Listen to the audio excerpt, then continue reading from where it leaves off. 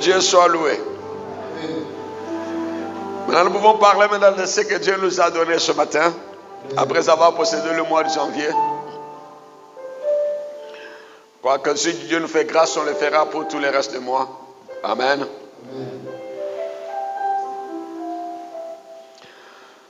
Je disais que ce matin, nous allons parler, comme Dieu nous dit que c'est la fin de la souffrance et la fin de la douleur. Nous allons parler de la souffrance à la faveur. Voulons que ce mois de janvier, cette année 2020, soit pour nous une année de faveur. Et non une année de souffrance. Amen. Mes amis, vous savez très bien que quand Dieu il a créé l'homme, là nous dit Dieu créa l'homme à son image et selon sa ressemblance. Et Dieu Tout-Puissant, il plaça cet homme-là dans le jardin d'Éden. Éden qui veut dire lieu de grâce, lieu de prospérité. Éden qui veut dire l'abondance à tous égards. Voici la vision ou le projet de Dieu.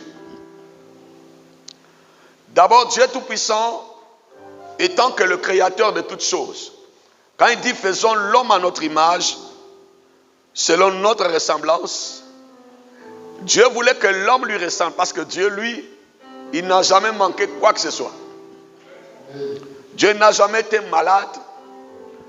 Dieu n'a jamais été pauvre. Il est le créateur de tout ce qui existe. Maintenant, Dieu dit, faisons l'homme à notre image. Genèse chapitre 1er, verset 26. Et selon notre ressemblance. Dieu ne nous a pas créés à l'image de la souffrance. Dieu n'a pas créé l'homme pour qu'il ressemble à la misère, ni à la douleur. Mais Dieu nous a créés à son image et selon sa ressemblance. Mais un jour, l'homme a désobéi. L'homme a péché contre Dieu. Et l'homme a fait entrer la souffrance dans sa vie. Mes amis, la souffrance, la douleur ne sont pas le projet de Dieu pour nous. C'est pourquoi Jean 3,16 nous dit, Dieu a tant aimé le monde, il a donné son Fils Jésus. Afin que quiconque croit en Jésus-Christ, qu'il ait maintenant la vie de Dieu ou la vie éternelle, de l'Éternel des armées. Dieu, il envoie tous ces hommes à Abraham. Dans le but qu'en Abraham, il dit toutes les familles de la terre seront bénies en toi. Dieu, il envoie Noé pour sauver. Il envoie les hommes. Parce qu'il voulait passer par les hommes pour sauver les hommes. En conclusion, Dieu dit, tous les hommes n'ont pas pu sauver les hommes. Et Dieu, dans son amour infini, Dieu, il va décider de venir sur la terre lui-même. On l'appelle maintenant Fils de Dieu. Quand Dieu a pris le corps humain, vous savez que Dieu, il est descendu à un niveau vraiment, il a pris le corps d'une créature.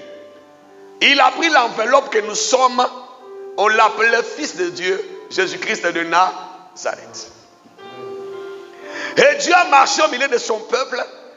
Et Dieu est parti à la croix. Il est mort. Il a accepté l'humiliation. Il a accepté la douleur. Dieu a accepté la souffrance. Mes amis, je suis sur le thème de la souffrance à la faveur. La souffrance ou la douleur. Mes amis, aujourd'hui, on parle de la douleur aussi comme quelque chose qui est comme une preuve. Ça peut être aussi une épreuve. J'aurai le temps de rentrer en détail de tout ce que je suis en train de dire durant cette année. Ça peut être aussi l'école de Dieu. Parce que quand la souffrance vient comme une épreuve, parce qu'elle nous dit que Dieu, dans Genèse chapitre 23, après toutes ces choses, Dieu a mis Abraham à l'épreuve. Là, Dieu veut former son serviteur. Dieu veut déposer certaines choses dans sa vie. Dieu veut le travailler. Dieu veut le faire passer par une école, une formation. Vous savez, quand nous passons l'épreuve de BPC, de bac, l'épreuve soit d'une maîtrise, l'épreuve soit d'un doctorat, on souffre des fois, on ne dort pas la nuit parce qu'on va avoir un diplôme. Derrière chaque épreuve, mes amis, quand la souffrance c'est l'école de Dieu ou une épreuve de Dieu, derrière cette souffrance, il y a un diplôme, il y a une élévation. Parce qu'après l'épreuve d'Abraham, Abraham a vu la gloire de l'agneau. Dieu a dit à Abraham que je sais maintenant que tu m'aimes. Après le désert d'Israël, ils ont connu la terre de Canaan. Le pays coulait le lait et le miel. Après l'épreuve de la croix, Jésus-Christ a reçu le nom qui est au-dessus de tout nom. Mais des fois, les chrétiens, ils acceptent certaines souffrances qui ne sont pas l'épreuve de Dieu, qui ne sont pas l'école de Dieu. C'est de cette souffrance-là que je parle.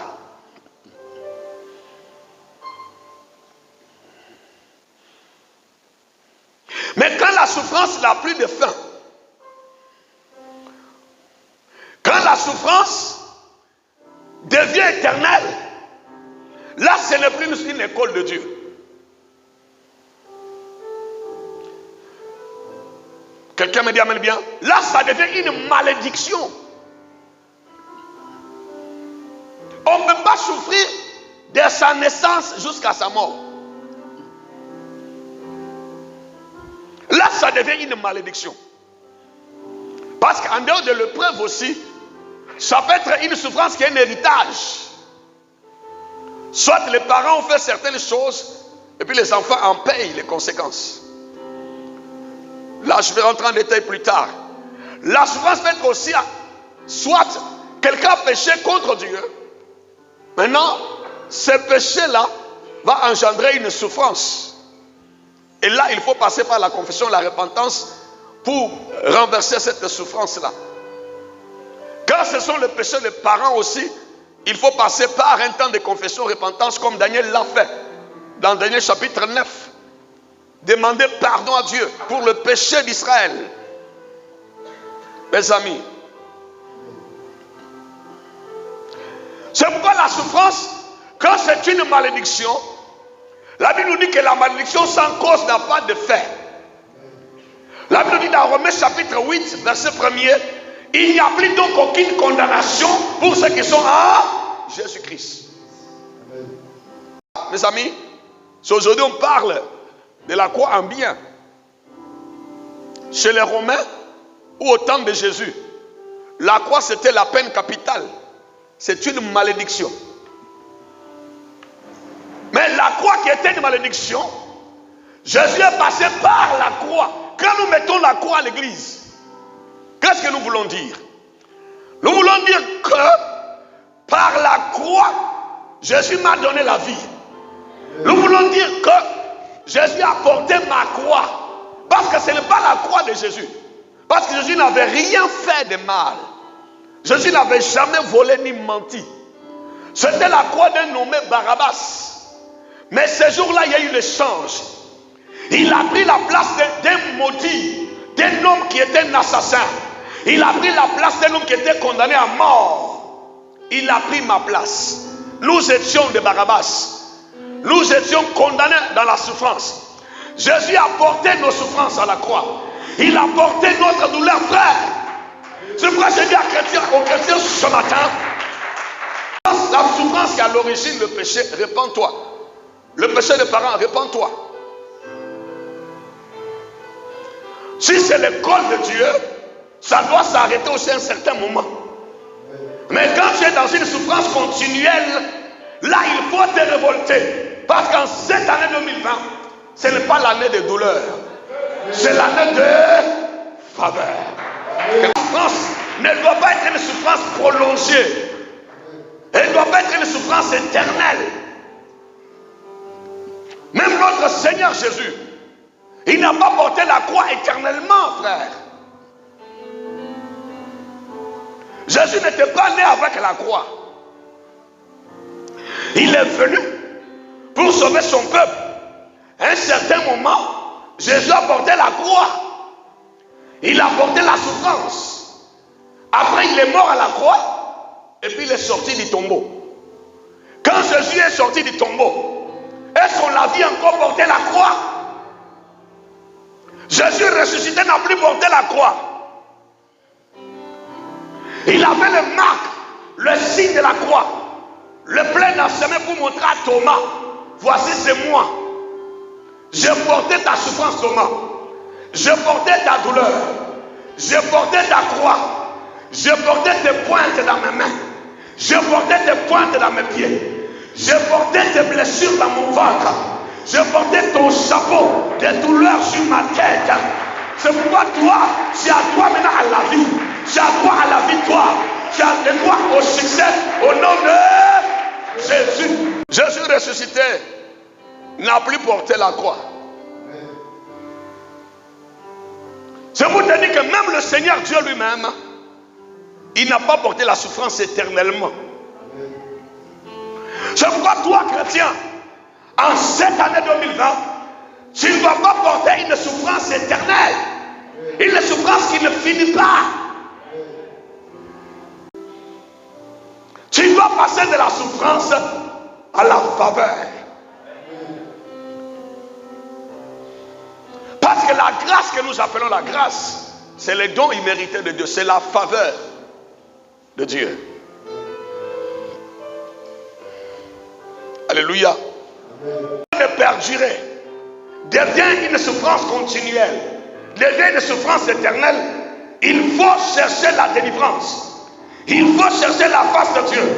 Il faut revenir au pied de la croix, au pied de Jésus pour lui dire, Seigneur, tu as porté cette souffrance. Pourquoi je vais continuer à la porter? Ce n'est pas normal. Il faut refuser, chrétien, en cette année 2020, de demeurer longtemps, de demeurer éternellement ou continuellement dans la souffrance. Vous savez, quand on dure trop dans la souffrance, on meurt vite. La souffrance accélère la mort. Les gens qui souffrent trop ne vivent pas longtemps sur la terre. Amen. Ah, vous dites pas amen avec moi. Je vais vous donner quelques exemples de la Bible. On va lire Genèse chapitre 35 d'abord. 28. Alléluia. Genèse 35, verset 28. Gardons ce verset. Nous allons lire maintenant Genèse 47, verset 9, et puis je vais expliquer quelque chose. Les jours de ma vie errante sont de 130 ans. Quelqu'un est avec moi? Les jours des années de ma vie ont été peu nombreux et mauvais. Quelqu'un est avec moi? Vous avez ouvert vos Bibles? Je reprends le verset. Genèse 47, verset 9. Jacob répondit à Pharaon, les jours des années de ma vie errante sont de 130 ans. Les jours des années de ma vie ont été très nombreux et mauvais. Et ils n'ont point atteint les jours des années de la vie errante de mes parents, de mes pères. Écoutez-moi. La Bible dit dans Genèse 35, alléluia, verset 28, les jours d'Isaac sur la terre firent de 180 ans. Isaac a fait 180 ans. Il expira, il mourut fut accueilli auprès de son peuple âgé et rassasié de jours. Isaac était rassasié de jours. Il a fait 180 ans. Mais Jacob, lui, son âge a été diminué. Il n'a pas vécu longtemps. Lui-même, il dit à Pharaon. C'est Jacob qui dit à Pharaon. Vous êtes avec moi? Jacob qui dit au roi Pharaon que ses jours n'étaient pas beaucoup sur la terre parce que lui, il n'a connu que la douleur.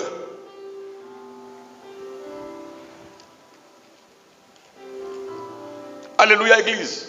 Il dit à Pharaon, les jours des années de ma vie errante sont de 130 ans. L'autre a fait 180 ans, lui il a fait 130 ans. Il y a eu 50 ans de différence entre la vie d'Isaac et la vie de Jacob. Pourquoi Jacob dit, lui-même il dit, les jours des années de ma vie ont été peu nombreux et mauvais. Ils n'ont pas atteint les jours des années de la vie errante de mes pères. Parce que Jacob a connu que la douleur. Isaac, lui, quand il est né, il a trouvé toutes les richesses d'Abraham. Abraham avait déjà travaillé. Abraham a laissé des richesses. Abraham a laissé la gloire. Et Isaac a récupéré tout ça. Jacob, lui, il va fuir d'abord son frère, Ésaü. Il va se retrouver chez son oncle. Il va travailler comme un fou pendant 7 ans pour marier une femme. Il dort dehors, il dort dans la brousse, il ne mange pas bien. Il a vécu d'une manière malheureuse. Après 7 ans, on va le dribbler. On lui donne Léa. Tellement il aimait Rachel, il retourne encore dans la brousse, dans Josie. 7 ans encore de Josie. Ça fait 14 ans. Des travaux forcés comme un esclave. Pour prendre encore Rachel. Il a connu que les humiliations. Étant que serviteur, étant que boy, étant que quelqu'un qu'on maltraitait, il dit lui-même au roi Pharaon, oh Pharaon, je n'ai pas pu avoir de beaucoup de jours sur la terre parce que j'ai connu que de mauvaises choses, la douleur. Je crois toi qui souffres beaucoup pour avoir certaines choses. Il ne faut pas laisser tes enfants dans la même souffrance. Peut-être toi tu ne vas pas vivre longtemps. Il faut que tes enfants quand même héritent quelque chose, héritent la joie.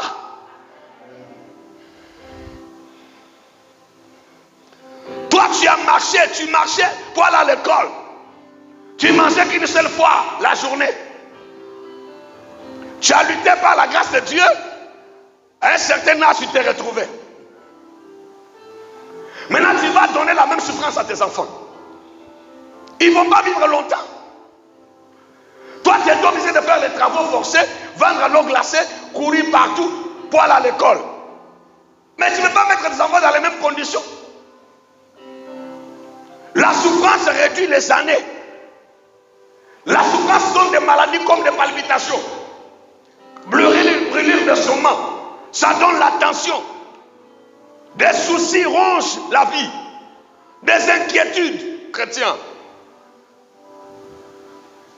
Il n'y a pas de maladie pour les chrétiens et les non-chrétiens. Un chrétien qui réfléchit beaucoup, il peut avoir aussi des palpitations. Il peut avoir aussi des brûlures d'estomac. Les soucis peuvent te ronger, tu ne dors plus la nuit. La tension va monter à un certain âge. Dites-moi, amen bien. Je pense cette année 2020, ne sois pas comme Jacob, dont ses années étaient diminuées à cause de la souffrance. Parce que Jésus est mort à la croix. La Bible nous dit que des riches qu'il était, il s'est fait pauvre. Nous sommes héritiers avec lui. Nous sommes co-héritiers avec lui. Nous sommes héritiers de Dieu, frère. Tu dois rentrer dans la gloire de Dieu. Tu dois vivre le succès de Dieu. Tu dois rentrer dans la faveur. Quelqu'un me dit amen bien. Il faut être content de ce pain de douleur là. Il faut dire non à la douleur, non à la souffrance. Le psaume 127 nous dit que si l'Éternel ne bâtit la maison, ceux qui bâtissent en vain. Si l'Éternel ne garde la ville, ceux qui la gardent en vain. Quelqu'un me dit amen bien ce matin. Le verset 2 de psaume 127 nous dit, psaume 127, en vain vous vous levez de bon matin et vous vous couchez tard. Tu te réveilles à 5 heures. Tu reviens à la maison à 3 heures.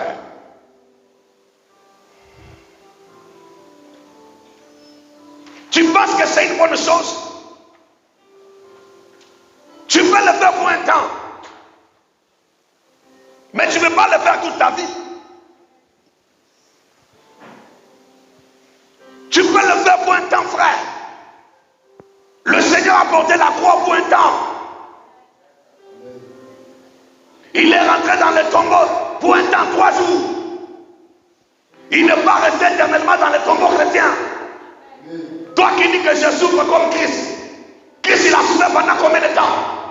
Toute sa vie? Non. Il est resté dans le tombeau pendant combien de temps? Toute sa vie? Dis non. Après, je vis Jésus assis à la droite de Dieu dans la gloire. Quelqu'un me dit amen bien. C'est pourquoi je dis à quelqu'un, la souffrance de ta vie doit s'arrêter. L'humiliation doit s'arrêter. L'échec doit s'arrêter. Les maladies doivent s'arrêter en cette année dans le nom de Jésus. Jacob dit que je n'ai pas eu les années de mes pères à cause de la douleur. Il n'a pas dit qu'à cause de les démons, il dit la douleur, la souffrance. Même si cette souffrance est engendrée par les démons, cherche la délivrance, cherche les démons. La souffrance est engendrée par le péché. Répands-toi, reviens dans la sanctification. La souffrance est engendrée par la malédiction de tes parents. Retourne au pied de Jésus. Commence à pleurer. Demande pardon. Révoque la malédiction pour que tu rentres dans la grâce.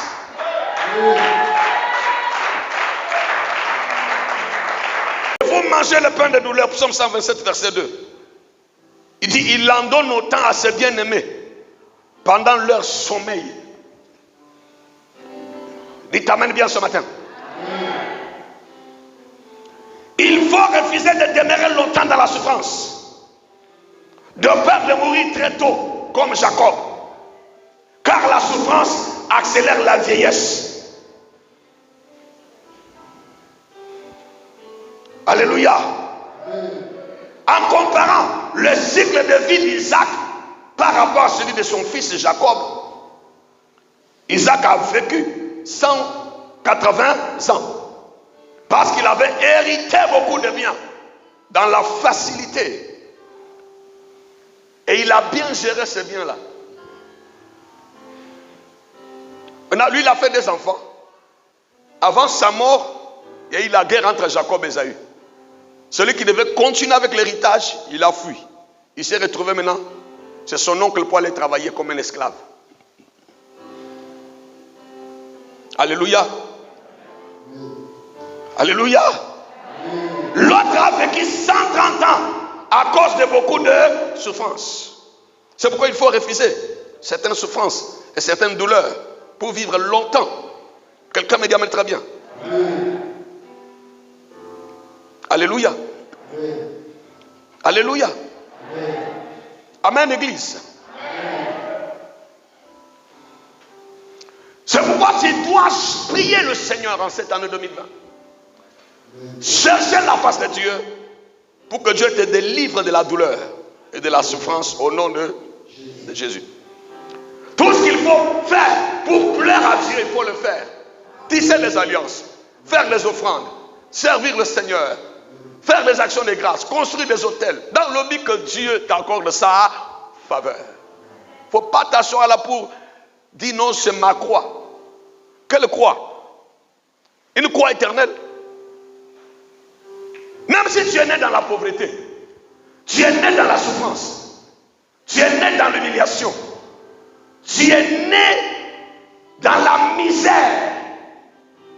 Mais quand tu rencontres Jésus-Christ, frère, il a le pouvoir de stopper ta douleur.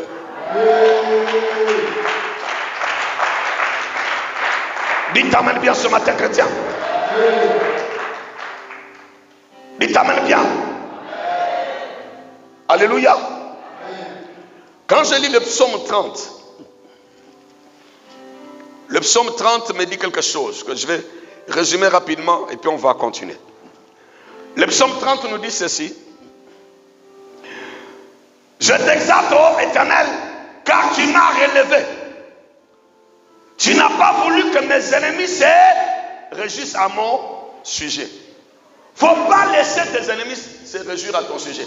Il ne faut pas laisser la honte, la sorcellerie, les occultistes, les gens de ta famille qui sont dans les maraboutages, le monde des ténèbres, se réjouir. C'est quoi David dit? Je t'exalte, ô Éternel, car tu m'as relevé. Tu n'as pas voulu que mes ennemis se réjouissent à mon sujet. Toi, tu es à Jésus. Toi, tu es né de nouveau. Toi, tu es enfant de Dieu. Toi, ton argent va servir Dieu. Ton argent va faire l'œuvre de Dieu. Pourquoi les occultistes, ceux qui sont dans le monde des ténèbres, ceux qui sont dans la magie noire, dans les maraboutages, vont marcher sur toi, t'écraser, t'étouffer? Ce n'est pas normal. Cette année 2020, c'est l'année de la gloire de la deuxième maison. Quelqu'un me dit amen très bien ce matin. Il ne faut pas laisser les occultistes, il ne faut pas laisser les marabouts, il ne faut pas laisser les sorciers, les démons se réjouir de ma souffrance.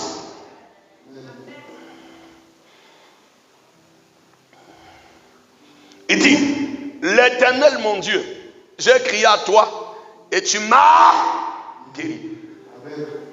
Même si c'est une maladie qui t'empêche de travailler, qui t'empêche de faire des affaires, qui t'empêche de vivre la faveur de Dieu, crie à Dieu, que Dieu vienne te délivrer de cette maladie.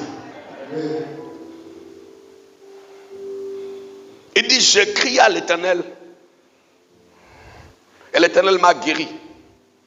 Il dit dans le verset 4, l'Éternel, tu as fait remonter mon âme du séjour des morts. Même si c'est la mort déjà qui est là, que Dieu fasse remonter, que Dieu remonte ton âme. Même si tes finances sont déjà enterrées, l'homme de 4e jour qui arriva métallique et Lazare est sorti du tombeau, doit te faire sortir de ce tombeau de misère, de ce tombeau de la souffrance, de ce tombeau d'échec dans le nom de Jésus. Tu as fait remonter mon âme du séjour des morts. Et tu m'as fait revivre loin de ceux qui descendent dans la fosse. Chantez à l'Éternel. Vous qui l'aimez, célébrez par vos louanges sa sainteté, car sa colère dure un instant, mais sa grâce toute la vie. Même si dans ta famille, ton père, ta mère, ta famille ont fait des choses qui ont provoqué la colère de Dieu, ce matin, il faut prier le Seigneur. Il faut prier le Seigneur pour que l'Éternel des armées glorifie son nom, que sa grâce, que sa faveur dure à jamais. Sa grâce est capable de renverser le pouvoir de la malédiction de la famille de ton père. Quelqu'un me dit amen très bien. Même si mes parents avaient fait des choses, disaient des alliances qui engendraient la colère de Dieu dans ma famille, mais moi je vais crier à Dieu parce qu'il dit la colère c'est pour un temps, mais la grâce c'est pour toute la vie. Malgré la colère qui est tombée sur ma famille, je vais crier à la faveur. La Bible nous dit que là où le péché a abondé, la grâce de Dieu a surabondé. Il ne faut pas t'asseoir que je continue continue à souffrir parce que ma mère, parce que mon père, mon grand-père, ma famille ont péché contre Dieu, j'accepte la souffrance. Oui, la colère, c'est pour un temps, mais la grâce, c'est pour toute la vie. Qui dit amen bien ce matin?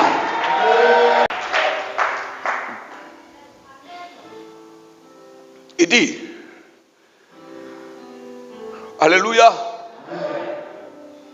sa colère dure un instant, mais sa grâce toute là.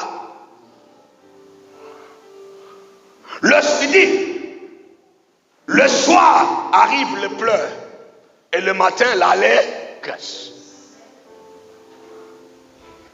Même si le soir, parce que la nuit le pleur arrive, quand tout est noir, tout est sombre, l'obscurité envahit notre vie, la douleur arrive. Il faut que le soleil se lève. Il faut que la lumière arrive dans ta vie. Que la lumière éclaire ta santé. La lumière éclaire tes affaires. La lumière éclaire ton foyer.